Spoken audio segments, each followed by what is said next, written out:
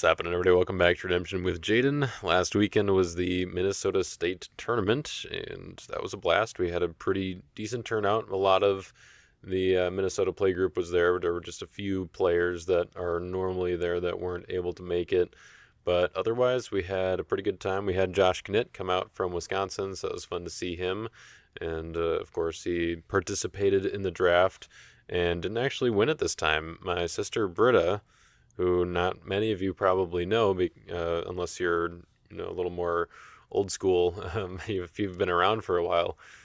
My sister Britta actually won Booster Draft, which was pretty fun, and there was also a fun moment during Sealed Deck on Friday night that I'm sure she wouldn't mind me sharing, but she was opening her packs playing Sealed Deck, and she hasn't played for a little bit, doesn't really know what's new, like the new things that are going on with the game necessarily. And she was looking through the cards in one of her packs, and she just kind of made this comment of like, man, I can't really read this card, it's too shiny. And everybody else at the tables there just looked at her like, wait, what? Like, she had no idea that she had pulled a foil ultra rare. It was a Promised Land, and so she just kind of made that comment, and we were just like, wait, hold on, like put a sleeve on that thing. And we'll set that aside. It's probably not going to be useful for Sealed Deck, but yeah, she pulled a foil Promised Land, so pretty fun weekend for her, I guess. And that said, she is looking to sell it. I did post a little thread on the Redemption for Sale channel on Discord. So if anybody's looking for a foil Promised Land, you're willing to buy it, feel free to send me an offer, and I will help orchestrate that for her because she's not really on the Discord. That said, we also played Type 1 2-player, and that's what this video is going to be about. The deck that I used, because I managed to win Type 1 2-player, and I used this deck, had a good amount of success and also some fun with it because it's a little bit of a different deck from what we've seen in the current meta, although it's a little bit of an older deck based on the meta from early last year. So this is my take on where Honeypot is currently. Now, using Bound to the Law as well is another component or piece of the puzzle, I guess. So now you've got Bound to the Law to help restrict offenses a little bit, restrict players from controlling more than one hero in battle. Then, of course, Pot of Mana doing that with both offense and defense, and then Holy of Holies there to shut down all the character abilities. And if you can get all of, or at least some good combination of these online at the same time, it's really hard for your opponent to play around it. And of course, the deck that I'm using is going to be very much built around playing under those restrictions. I also have the Cross in here to just further lock things down, and Colosseum as well. So this is really more of a control style deck, and it's kind of fun to play. If your opponent's not ready for it, it can be really hard for them to get out from under it. Really, like, one of the trickiest parts of navigating this deck is the fact that you have to keep up with, like, not like pressuring your opponent per se, but just being mindful of if they're sitting there thinking for too long because they don't know what their best line is under the amount of pressure that you're putting on them, then you have to, I guess, remind them, gently, of course, depending on who you are, but, just like, hey, let's, keep things moving along because you don't want to time out. And I don't think this deck is necessarily at risk of that very often. I got maybe close to timing out in one game where I got the full win, like during the last round.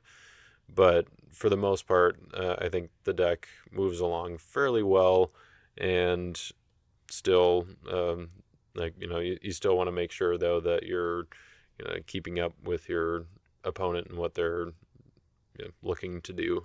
So that is the kind of the gist of the deck, and there are a few cards that we're going to talk about that are new, or like new since the previous version of Honeypot, Bound to the Law kind of being the biggest one, but also some of the other just shifts in card selection that I used as opposed to kind of what the previous versions or version of this deck wanted to do, and some of the new things that are available to use because of it. So that's what we're going to be talking about. I went plus or 4-0 and plus 14 with this deck, so that I think maybe gives it should give it a little bit of credibility as far as, okay, this deck can do the thing, can do what you want it to do. And I do think, though, it's a little bit meta dependent, and it might struggle against certain decks that maybe aren't as popular right now. It is, I think, very good against Daniel decks, which are very popular right now, especially if you can get Pot of Mana and or Bound to the Law online at the same time. It's going to just be really hard for your opponent to deal with both of those. And there are ways to do that in this deck, and there are other ways that you can do it that aren't in this deck that maybe are worth considering if you want to build this deck slightly differently, and if you're running into issues with the current build. This is at 57 cards, so I'm sure there are some that would try to figure out what 7 cards they can remove from this deck in order to make it a little bit more efficient.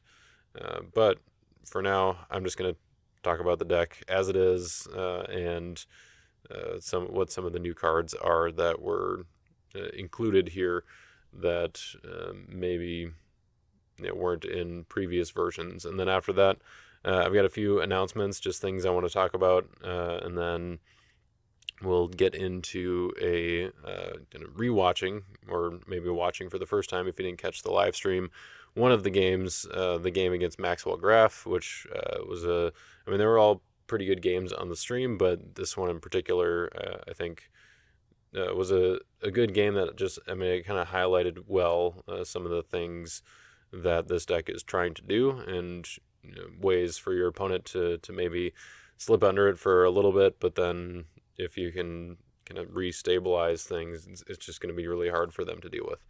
So that is the outline for this video here. As you can see, we've got a lot of artifacts, lots of support and utility cards, so that's part of why we're at 57. Like you can see, we got 3 fortresses and 2 sites as well, in addition to all these artifacts. Covenant with David is really more of a good enhancement than an artifact, but it can be used to get your David out early if you need to. But part of that is because, part of the reason we have so many is because we have so many locations for us to be able to activate things. So David's Harp, I guess we'll start with Bound to the Law. They can be activated on False Prophets. David's Harp can be activated on David. Denarius is just in the artifact pile, but normally that's just an early, or hope to get it early, pop it and get some speed. Holy of Holies can go in the Tabernacle, Pot of Mana can go in the Tabernacle, and then the Cross can go on Golgotha. So we have our artifact slot, which is probably going to be either Holy of Holies or Pot of Mana, and then the other one will be in the Tabernacle. At least that's kind of the ideal situation.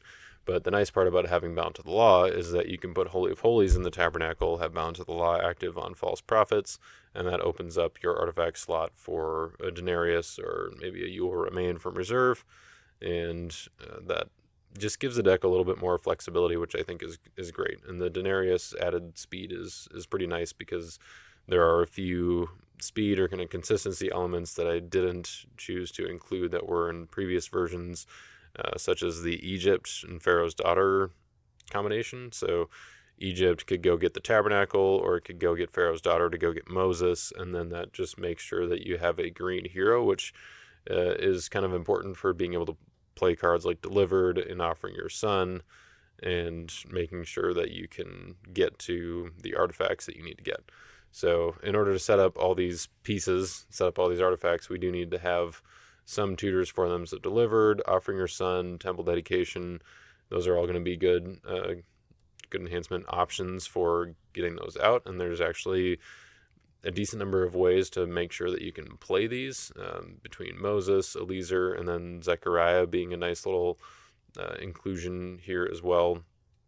I don't think it's too hard to pull these off. It's a little bit tricky with only those 3 heroes, but they're not too hard to get.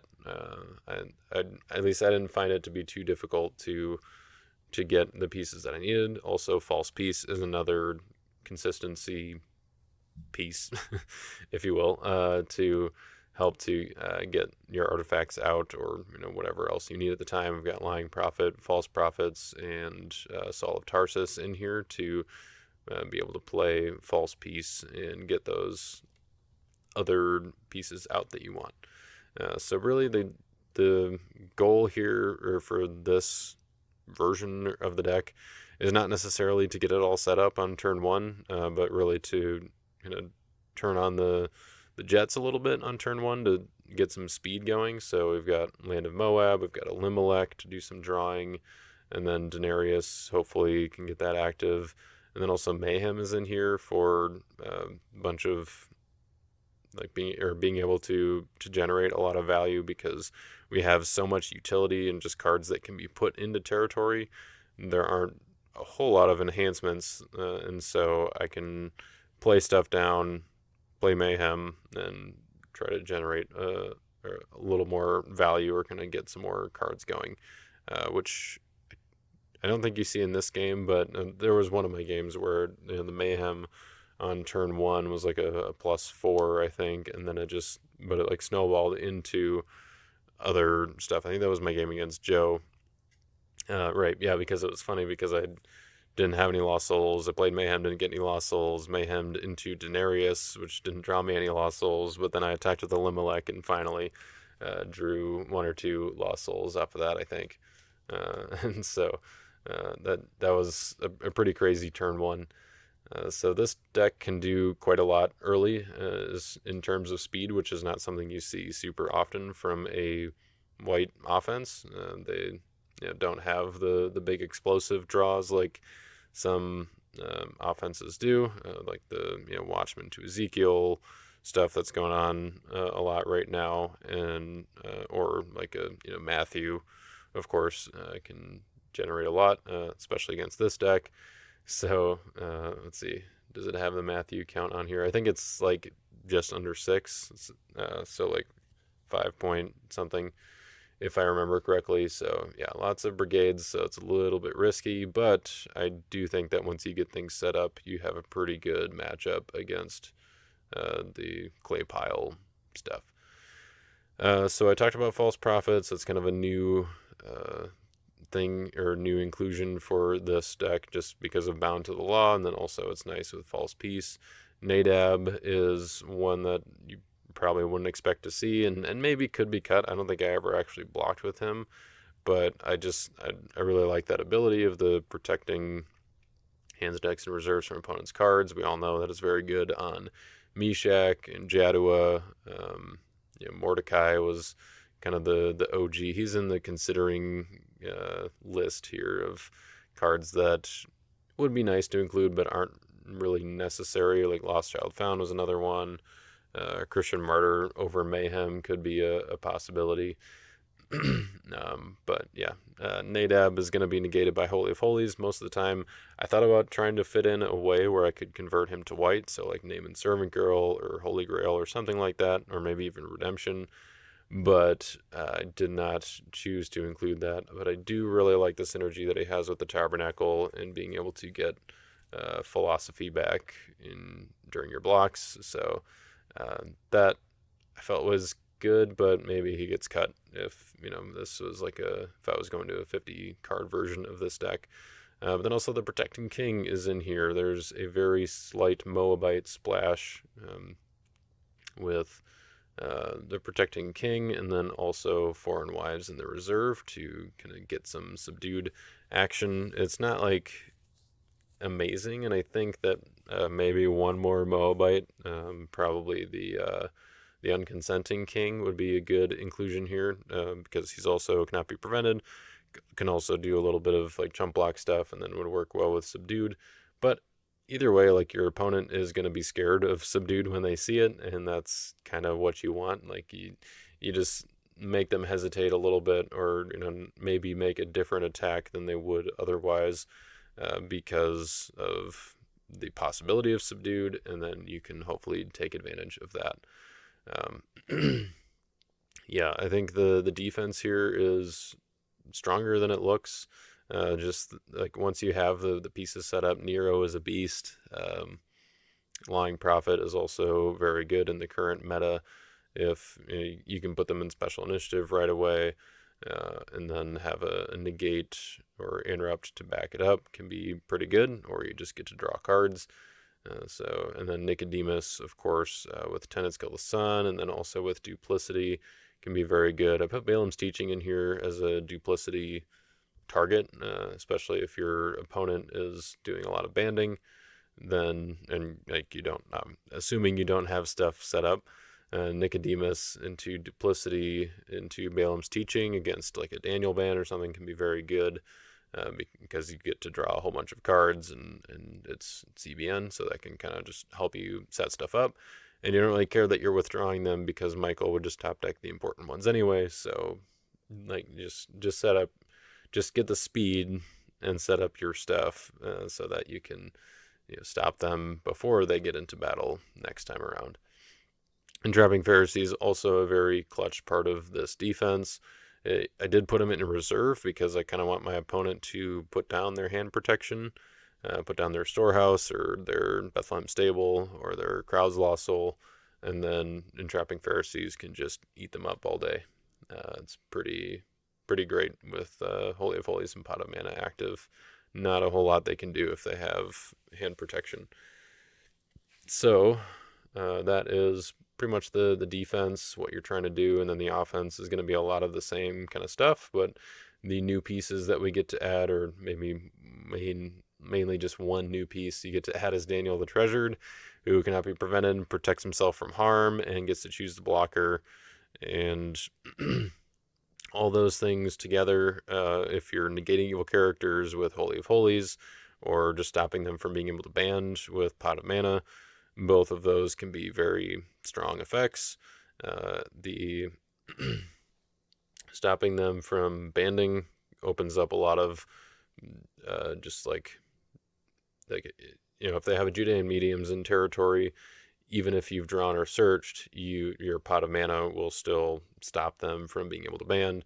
If they have Malachite Slave, then your Holy of Holies is going to be good. So there's just a lot of ways for you to kind of pick apart your opponent's defense with the Choose the Blocker effect, which kind of brings us to where the concept of this deck resurfaced, or why I think it's making a comeback, and it's something that you should be aware of going into Nationals, is that the new Ruth the Retainer, I think, yeah.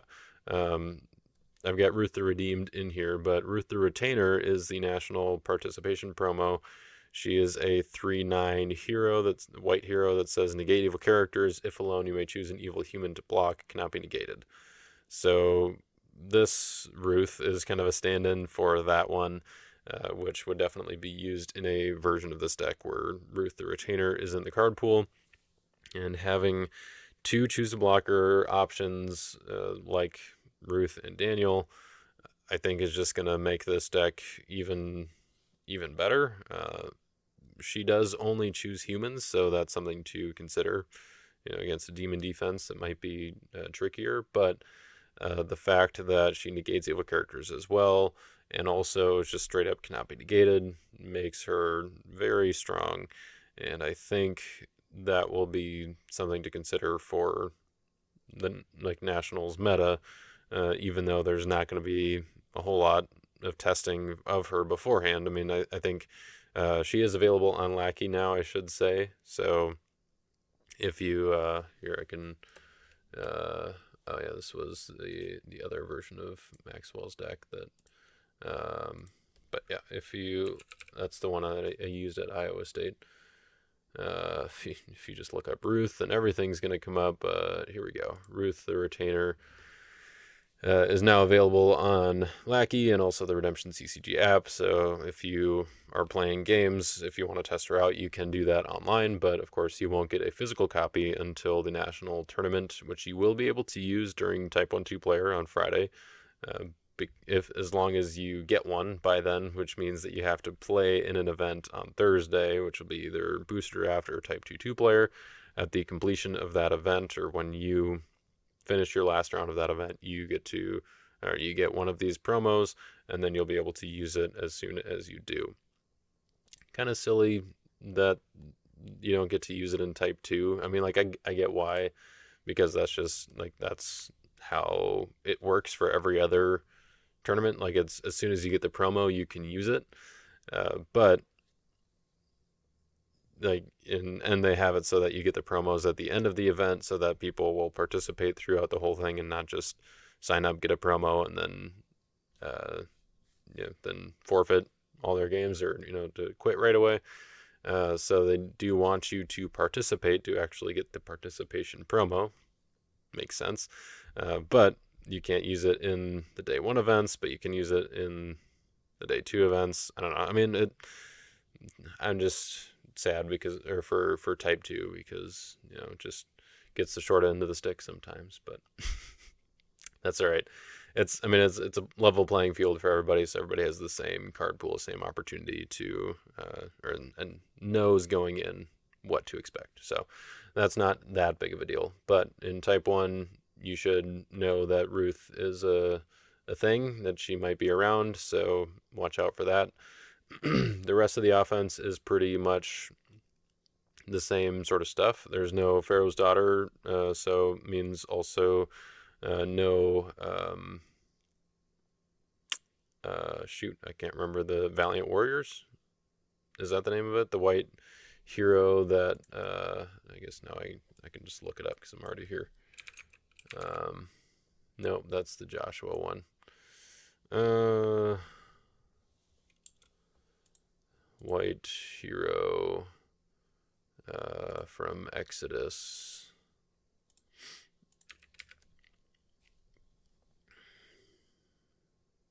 The Chosen Warriors. I knew it was some kind of warrior. The one that lets you just take a card from reserve, and then if defeated, you can reserve it to add a wilderness hero to battle, so you can get your Moses added to battle. This was a staple, I guess, of the early honeypot decks, just because it could be made CBP. It cannot be prevented by Pharaoh's Daughter. You could grab whatever battle winner you needed from reserve, and then if your opponent had a way to stop your one guy, then you could add another guy, and that doesn't mess with, or like pot of mana doesn't mess with that, because your one guy is removed, your other one guy is being added. Moses can go get something different, and you've got more fuel to add. But no Pharaoh's Daughter, so no Chosen Warriors, but we do have David and Moses that can both go tutor what you need. We've got Daniel that's choosing the blocker. We've got Zechariah that can prevent the next and also draw 2. So there's a decent amount of card advantage incorporated here. Nishan also is like one of the heroes that you're not going to be able to really use once you have things set up. So maybe you play him as Meek, but early on he can help you to get your get the pieces that you need rolling. You can also use him to like turn off your own cross at the right time, or if you in different styles of decks, you could band him in and then activate Pot of Mana, so that you get to have multiple characters in battle, and then they don't. But in this case, just because we have a lot of artifacts, I think that he can get a lot of value early by activating something like, well, if you use like Denarius in your prep phase, and then you want to activate something different, you want to activate Bound to the Law or Pot of Mana or something during battle, then you can use Nishan to do that. Did I do that super often? No, not really. But he is another Ruth hero for Elimelech, and we do want to have a decent number of Ruth heroes available, so that we can try to maximize the Elimelech draw early on. So that's kind of what Nishan's doing here, what Obed's doing here, a little bit of what Ruth is doing here. But she's also pretty solid when you have CBN good enhancements. You can play Shared Meal to get Orpa Departs out of reserve. I wanted to have more Ruth enhancements in here. As you can see, Abeyance was one of the considering cards, but didn't really need it necessarily, and you can get Orpa Departs back with the Tabernacle and stuff like that. So that's what we ended up going with for the hero lineup. maybe Nishan could come out or like go into reserve, and then Jesse could come in. Just because having Jesse and Obed early is kind of nice, but Holy of Holies does turn both of them off. I did consider putting in Bethlehem for CBP Ruth Heroes, which could be kind of nice, but it's a little bit of overkill. You don't necessarily need it, and even if you make your Obed and your Jesse CBP when you put them down, as soon as you reactivate Holy of Holies, so like on your next turn, then they will be turned back off. So it doesn't really work the way you want it to. But it would be pretty nice if you could lock down their characters, their neutral cards, activate the cross to lock out their dominance, and then they're pretty much just stuck. But yeah, it's nice to have layers though, so that if they do deal with Holy of Holies, then your Obed turns on, their neutrals are negated. So and you can still have Jesse there as a backup plan, I guess, to negate whatever territory class characters they have. So there's a lot of layers here, and part of why it's a control deck, part of why it works as well as it does, I think. So if you want to try this deck out, feel free to check out the link in the description below. You can copy it, you can tweak it, maybe put a 50 card version together and post a link or send it to me. I'd be curious to check that out. I might play this deck a few more times in upcoming tournaments and stuff that I'm going to before nationals, just to keep on testing it, because I do like it. Is it something I would play at nationals? I'm not entirely sure yet. It's possible. If I feel like it is gonna have the best shot in the meta, then maybe, but I don't know. I like going back to posties, so we'll see what happens there.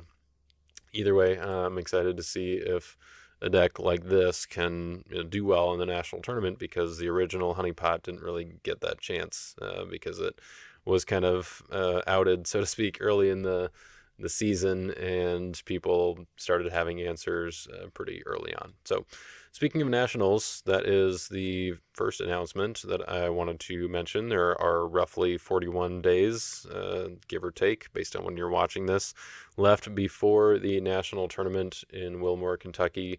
Thank you to everybody who pre-registered before the deadline for those name tags. It really helps us to know who all is going to be there earlier rather than later, because then we can start planning things and making sure that everything is arranged as far as food and lodging and transportation and all that jazz. So thank you for doing that. And as a part of the thank you, you will receive a special name tag. I've gotten confirmation that those have been officially ordered, put in. So if you have any last minute changes you want to request, too bad, sorry. They're already being made. If you are still coming to nationals but you haven't pre-registered yet, you can please still do that, so to let us know that you will be there. You don't necessarily have to pre-register though. If you're not sure, you can show up at the door and we will be able to make sure that you have what you need. But it really does help us if you pre-register, even if you're not positive that you're going. If you pre-register, you can reach out to us later if you're not coming and be like, hey, sorry, I won't be able to make it, something came up. But what could be more important than the Redemption National Tournament, right? Right? Okay, maybe a few things. But anyway, if you pre-register, that would be very helpful for us. There's also a link to this page over here on Land of Redemption that has all the information about the National Tournament that you could possibly need or want. And we've got a few side events and other important things on the schedule that are important for you to know going into it, so that you can be prepared for everything that Nationals has to offer. It really just makes it the best experience for everyone involved if you know what's what. So go ahead on over to Land of Redemption and check that out.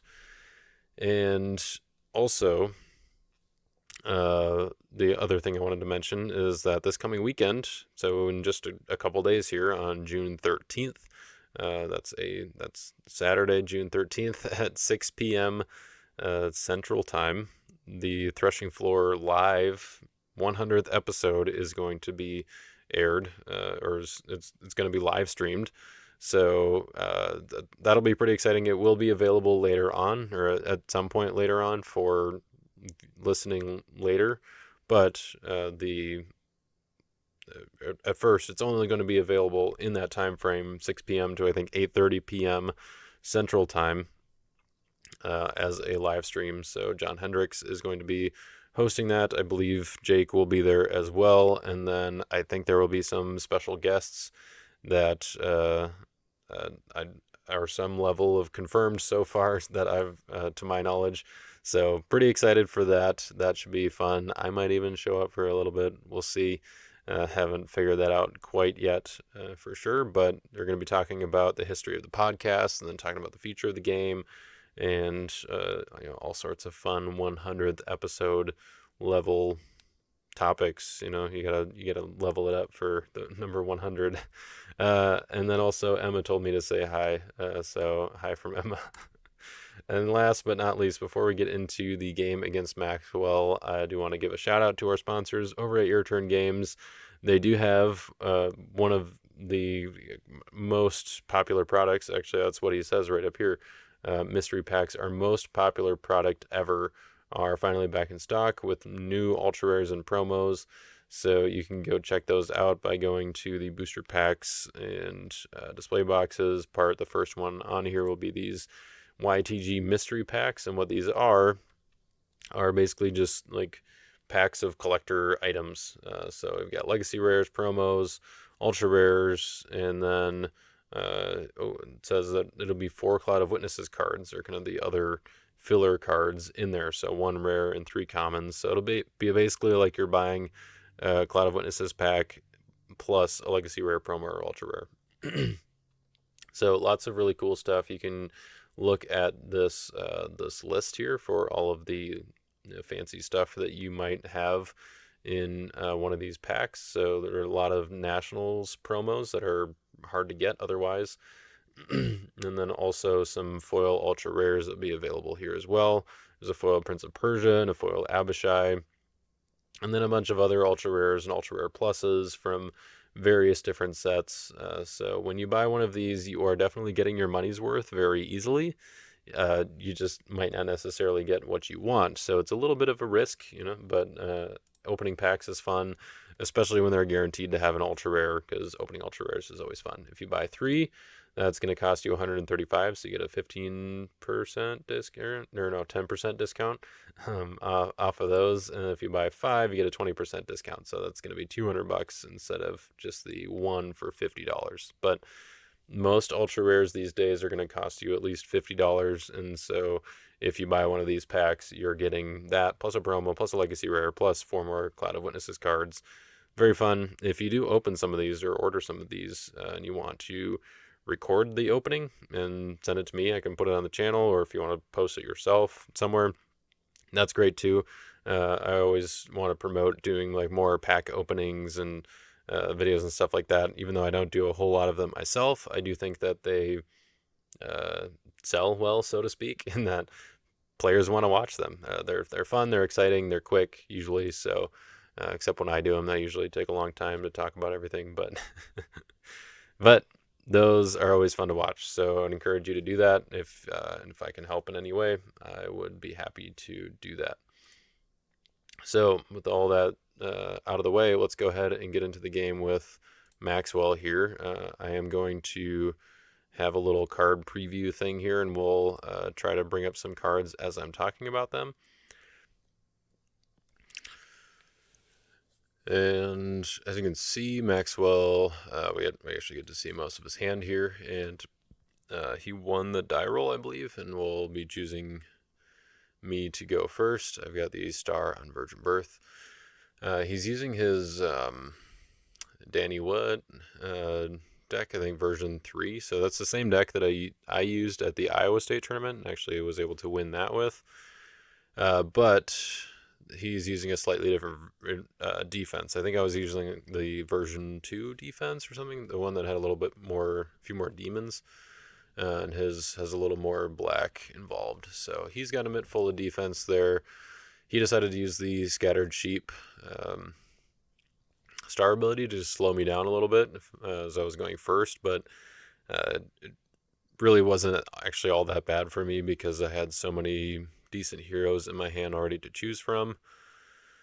I did use a Prosperity to discard Nishan there, which once you lose one hero and then you discard another one, you're comfortable discarding another one, then you're probably in pretty good shape. I was able to start out with Glory of the Lord to get the Tabernacle out right away. I wish I would have paid a little bit more attention to his hand. I think I kind of remembered the defense that he had, but um, I don't know if there was really a better way for me to play around it at this point anyway, but I'm just kind of getting things set up. So I was able to do Denarius, gave him a second there to play his Angel of the Lord on my Emperor Nero if he wanted to to try to slow me down. And I drew Hopper off of the Denarius, and Maxwell decided to use Son of God on it right away. So that was, I think, a good move on his end. He could have waited a little bit until I was ready to go into battle, but getting it out of the way was probably the right thing to do. It kind of forced me to figure out if I had another way to generate a lost soul, which the only way I could really do it was just by having more cards that drew into lost souls. And so I decided to use a good crowd's choice here to, I believe, go to Elimelech. Yeah. So here, I have to remember to actually highlight the cards here as I'm bringing them out. So I'm not going to do it for every card because that'd just be too much.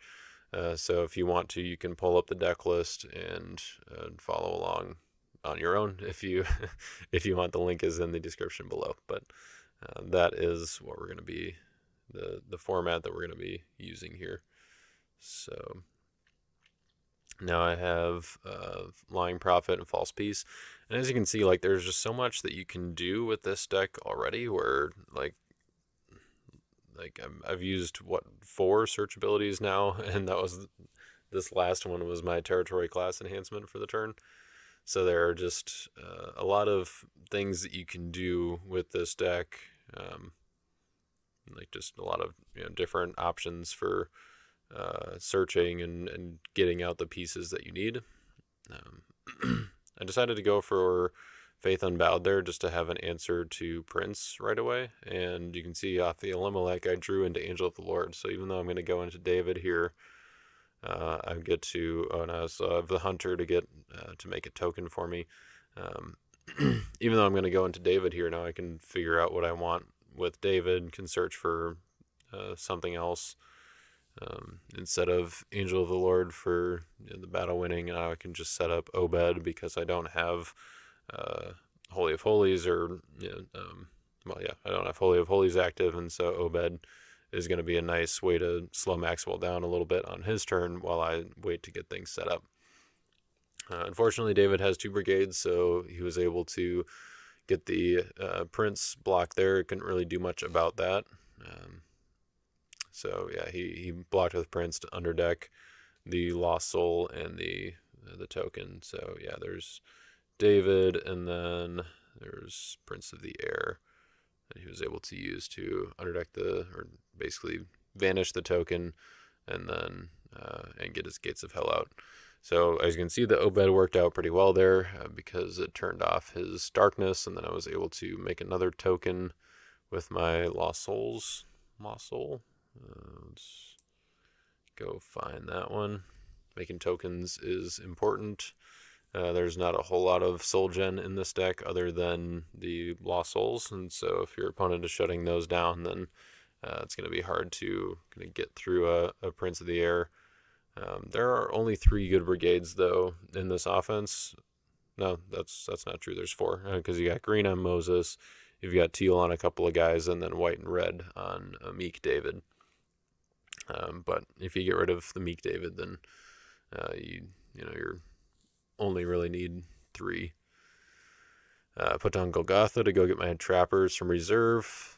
Trappers comes out with either Golgotha or with the Deceiver, and then let's say there's Trappers, and then Golgotha, which is I really like Golgotha with the cross in this list, just because, for one, I mean, there are some great gospel evil characters to be able to get out, and Trapping Pharisees kind of being the main one, and actually the only one in this list. I didn't put any in the main deck, but I think there are other options that you could use if you wanted to that would fit well within gray. There's a couple of other Pharisees that are CBP.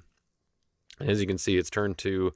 I've got a lot of cards set up, and now including Holy of Holies and then Bound to the Law.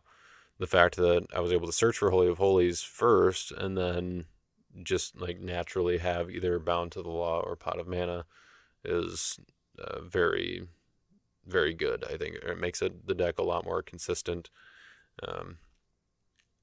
As you can, like, Maxwell had a pretty slow start to begin with, but that, like, offensively, he had a lot of defense in his opening hand.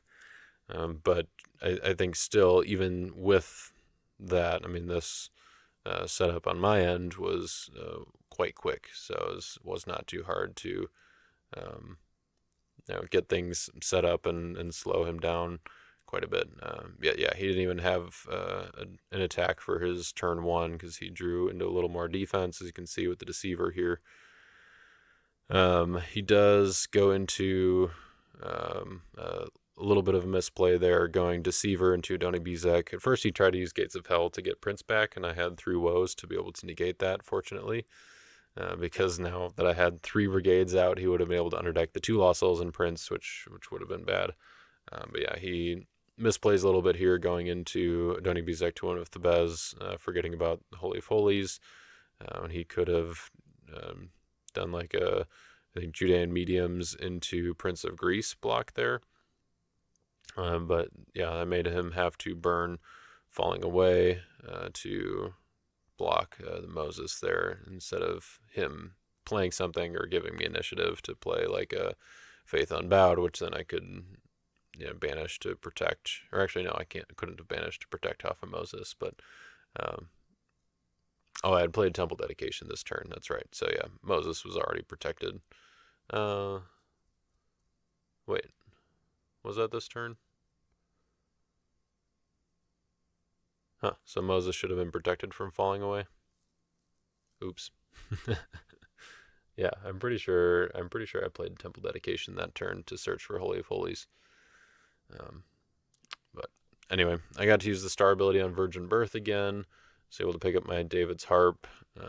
And see, this is why I need to play more games with this deck, I guess, so that I can remember these things, different lines of play and triggers and whatnot that I should remember.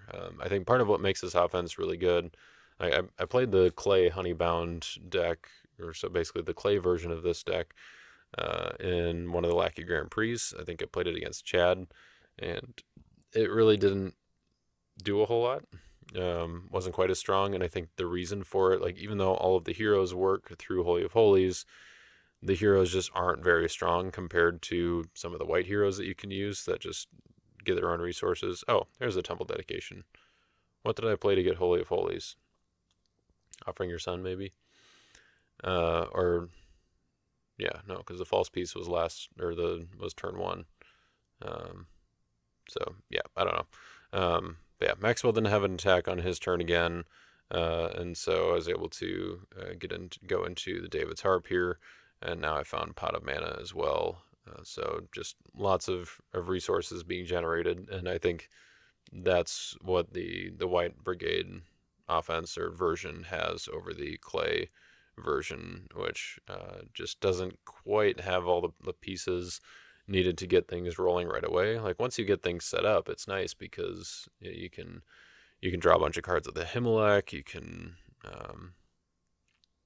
get value off of a couple of the drawing guys like Eli and whatnot, but yeah, it's just not, like, overall just not the strongest, like, hero, like, individual hero abilities, I guess. Like, you're protecting from 1 or 2 things depending on which hero you're attacking with, when I think kind of the way that Clay Priests want to play is by banding and, like, kind of layering their protection, so it doesn't work as well with Pot of Mana. So I forgot what brought that up originally, but that's what seems to set the white version apart from the Clay version. Also, it's just a little bit easier to run Delivered, Offering Your Son, and Temple Dedication in the white version because you've got the green and teal splashed in a little bit more easily.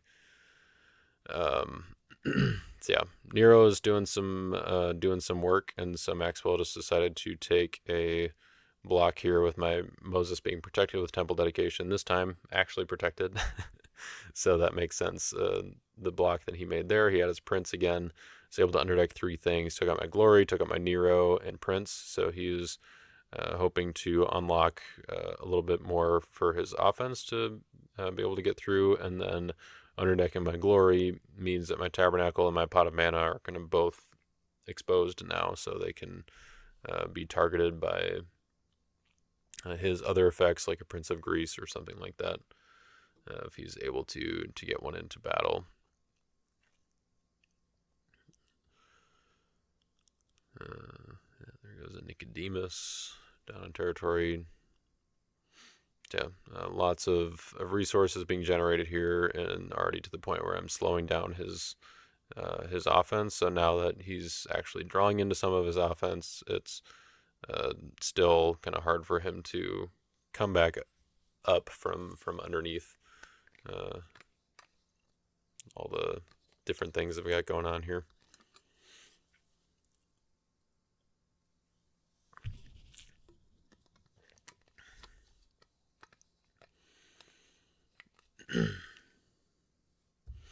Did have that one glare spot right toward the bottom of my territory that you can kind of see the shadow from the boxes that we put there to try to create a barrier for the light.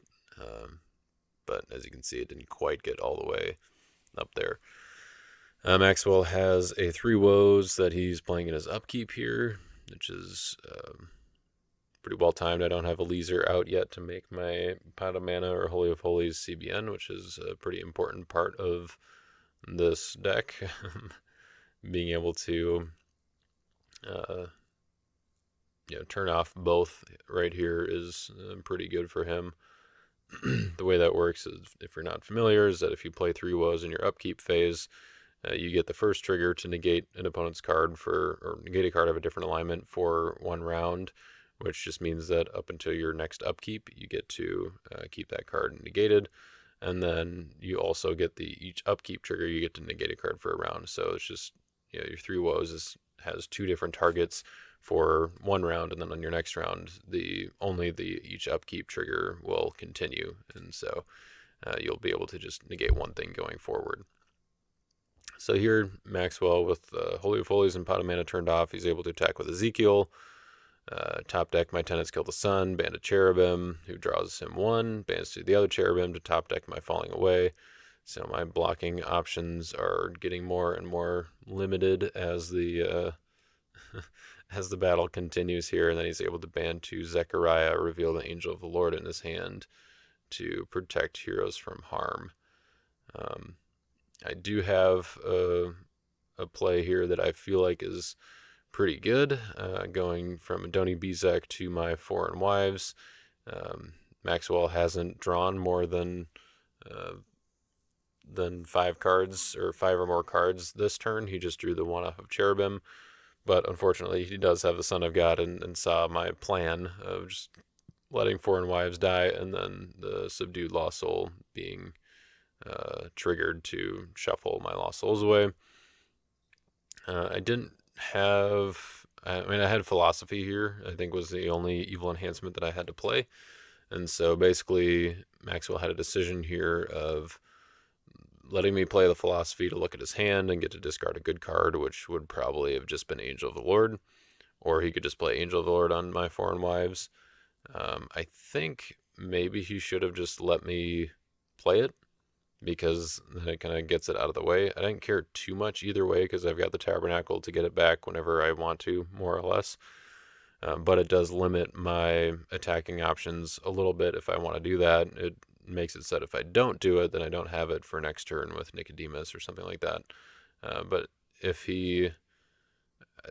maybe he didn't remember for sure if that was the only thing that I had, but based on the information that he had, I think that would have been his best play, is just letting me play Philosophy, discard the Angel of the Lord, and kind of making me use the Philosophy, because Foreign Wives would have been discarded either way. There's a chance maybe that one of the other cards is better, like maybe I just discard Return to Fight, because then he wouldn't have that available to use for blocking me. But I didn't really care as much about Return to Fight if I can get Pot of Mana going again. With Holy of Holies active, it's not as threatening, just because there are fewer characters that make a difference that he could ban to. But those are the decisions being made here, I think, or some of the thought processes. Here I had Faith Unbowed that I was able to use or play on Daniel to protect good cards from evil cards this turn, and also protect all neutral cards, and then also good cards from evil cards this turn. So as you can see in Maxwell's hand there, he's got a bunch of defense that he's trying to keep hidden and hopefully to use. I ended up going in with David, who, with the protection, I wasn't too worried about what he would be able to do, because I had some good options available in my hand here for good enhancements. I don't remember for sure what all I had, but I did not use the Tabernacle here, so I think I must have had Shared Meal, and then of course Philosophy is one that we saw in there as well. And then the David's Harp trigger is always nice to be able to negate a card after my opponent blocks, or just using the draw one there if that's needed. I actually don't remember what Maxwell used to block here. Okay, so yeah, so Woman of Thebes, not really any point in giving to me, or doesn't really want to, because neutral cards are protected from evil cards. I don't believe he took anything from his reserve, so I just took the draw one off of David's Harp, and then, Royal Parade, which I had searched for with David's Harp. So yeah, Royal Parade with Philosophy backup is pretty good. I knew that he didn't have like a Not Among You or something in his hand, so that would have been decent here, a way to negate other enhancements. But he does have the Return to Fight, so he's got to figure out if he has a way to abandon someone that would actually matter here. I think most of the characters that he would want to actually ban to are in his hand, like Prince of Greece or something would be pretty decent here, just to negate Royal Parade in a way that I couldn't negate with Philosophy. But I was able to do Lot's Wife to Doni Bizek, to King of Tyrus. So basically, like, doing it this way means that negating Return to Fight doesn't kick King of Tyrus out of battle. So it was a very smart play on his end to do it that way and get King of Tyrus into battle, because now he's going to be a little bit more difficult to deal with because of my because I used Royal Parade, I used the negate on David's Harp. I passed the negate on David's Harp, but I did still have Shared Meal to interrupt the battle, and then Orpa Departs to withdraw King of Tyrus. So a little bit of an expensive rescue there, but Maxwell played it really well. But I was still able to get the rescue here. So now it's 3-2. I've got, or I haven't used Son of God or Second Coming yet. And actually my Second Coming went there off of his Delivered Star ability, which was pretty rough. Kind of made me, like, I was feeling pretty comfortable until he did that, where I was like, okay, I just need one more rescue. And really after that kind of expensive battle, I was fairly, I guess, confident that one more rescue would be doable, but more than that, I don't know. We'll have to see. And then once he took out Second Coming off of Delivered there, I was like, okay, well, that's not great, because now I need 2 more actual rescues. And fortunately, he had already played his Son of God and Second Coming, so he was kind of in the same position. But now that it's his turn, he's kind of in the driver's seat a little bit. He's got the tempo advantage, where he's gonna have the first opportunity to take the lead. So then he played Deliver to activate Confusion of Mind. To no one's surprise, I didn't really care. I have my Holy of Holies active, so my Obed was already off anyway. My heroes are fine with being negated.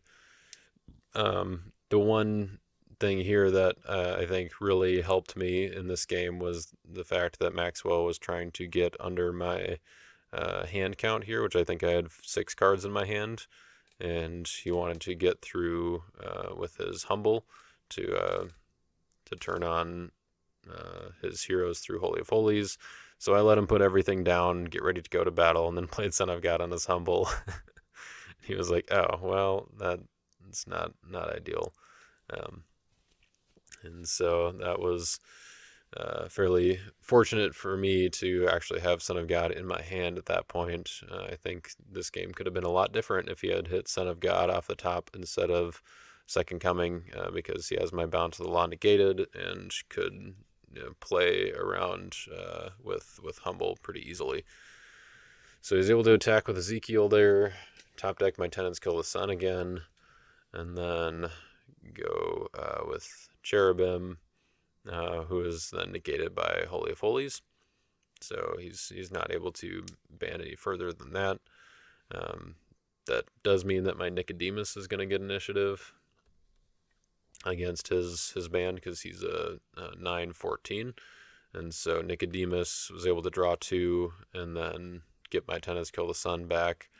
And I was not quite sure who I wanted to ban to here. I wasn't sure if I wanted to leave Cherubim in battle or not, but just banning to Lying Prophet lets me discard Ezekiel, and then the Tenants Kill the Sun discard can just target Cherubim, and that one is CBN off of Nicodemus. So didn't really give Maxwell any opportunity to play around that. So we're at 3-3. All the dominants are used, and I was able to get the block there, which means that I'm back in the driver's seat. Have the tempo advantage here. And now I have to figure out ways to rescue more Lost Souls because I've used just about all the battle winners in my deck. I used Shared Meal, Faith Unbowed, and the Orpa Departs and Royal Parade from my reserve. So it definitely made things a little trickier. Used David's Harp to take You Will Remain from my reserve. Put down Jesse just as another layer. I don't think I should have put down Jesse here. I'm not sure exactly why I did. But I do have other cards that I can switch with for the Tabernacle. So I do still have Angel of the Lord, so that's a good option, I guess, for one of my attacks. And because Maxwell put down Goliath, that just made it a lot easier for my decision-making process here of characters to be able to choose to block, and then I was able to put in the character that I want to, use the Tabernacle to go get my Orpa Departs back from my reserve, and just kind of hoped that plus Philosophy would be enough to get number 4 there. So I'm up to 4. Maxwell has to figure out a way to get a block, and also 2 successful rescues here. So after this turn, I was feeling a little bit more confident, a little more comfortable with my position, especially still having Angel of the Lord in my hand. And being able to withdraw Goliath there was pretty nice. That's the one thing about this deck that's kind of sneaky good, with Daniel and then hopefully eventually Ruth. Certainly eventually Ruth once this deck kind of gets fully tricked out. Using those withdraw abilities is actually pretty great, because if you can, if they put down a character that they don't really have the like anything to play on, like Goliath here, he just gives up initiative, and then he didn't happen to have any negates for him, then you can just keep on picking on that one guy and withdrawing them. So yeah, pretty good there. Also, I could see a version of this deck that just has a Wound of Thebes in reserve to be able to give to your opponent and then choose to block. So yeah, that's something to consider as well. Although black defense is somewhat popular these days, but Yeah, I think the choose the blocker stuff is just going to be, continue to be really strong as it already is. But in this deck in particular, like I almost want to see if I can fit a 20 shekels in here. So yeah, here Maxwell isn't really able to do much with his woes. He can't negate Holy of Holies or Pot of Mana at this point because of Eliezer, so he just puts it on David's Harp and hopes for the best. Attacks with a Daniel, negating Lost Souls. A couple of star abilities there, offering your son to throw away Nadab, get a draw there, and then Virgin Birth to go find my storehouse, which I'd been wanting all game to stop his Cherubim and Ezekiel shenanigans, but so it's a little late now that those are gone. But I put down Coliseum and Storehouse, and now I've pretty much just gotten like the full setup, but it doesn't matter too much. I've got pretty much everything I need here. I maybe should have activated your main on this attack in case he had a dominant to get rid of my David there, but yeah, because I had David and then Angel of the Lord to back it up, I didn't really even need to use the Orba Departs. So yeah, that was as you can see, like a little bit of a like scary moment in the middle of the game there, but the overall pressure that this deck was able to put on early was very, very good, and it helped though that Maxwell didn't have like a very good offensive draw. I think if he had a as defensive as his draw was, if he had one that was like the opposite, where it was more offensive and then he was able to choose to go first, maybe he would have gotten a little more momentum early on and could have gotten things rolling earlier to before I was able to get my pieces set up. He did have a couple of games like that. I think the first game on the live stream here, I haven't actually watched it yet, but I know that he was able to get things rolling pretty early against Joe and took that game. And he won 5-2, I think, which is how he and I ended up playing in round 2 here, where both of us had won our round 1 games. So that's the deck. I don't want to say like proud. That just sounds weird about a deck, but I'm just happy with how it performed. Especially, I should maybe give the little disclaimer that I built this deck the night before the tournament. I know you're not supposed to do that, but we had just done a classic draft, or really a Scrolls only cube draft, and I was not really sure what I wanted to play for sure. Like I had a couple of decks put together, including the one from Iowa State, which would have been kind of fun, his little like mirror match against Maxwell. But we had talked about this deck at Iowa State and also the night before the tournament, Friday night at Sealed Deck, talking about Ruth, and I was like, you know what, yeah, I want to try out this deck, see what kind of shell Ruth could fit into going into nationals. So I've talked way too much, as you can hear from my voice probably, so that is where we're going to wrap things up for today. But thank you all for watching, and we'll catch you all next week with most likely some Lackey Grand Prix Type 2 gameplay. So you can look forward to that. Maybe I'll build a Type 2 version of this deck. That'd be kind of fun. We'll see. All right. Catch y'all next time.